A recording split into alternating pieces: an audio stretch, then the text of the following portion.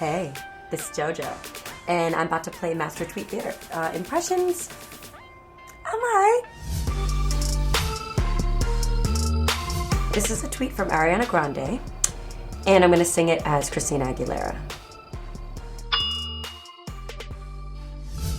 I literally woke up this morning with a sigh of relief and said to myself, I'm really that bitch, huh? This is from Aparna, and I'm gonna try to sing it as Amy Winehouse. Wherever my high school crush is, I hope he's happier than his status update from 2 minutes ago. This is a tweet from Bob Saget. And I'm gonna try it as Fetty Wap. Yeah, what does it mean if instead of hearing Laurel or Yanni, all you hear is the word penis? This is from Zara Larsson, and I'm gonna sing it as Selena Gomez.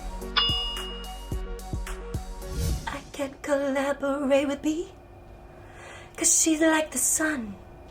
I love it and I need it in my life, but if I come close, I'll faint and die.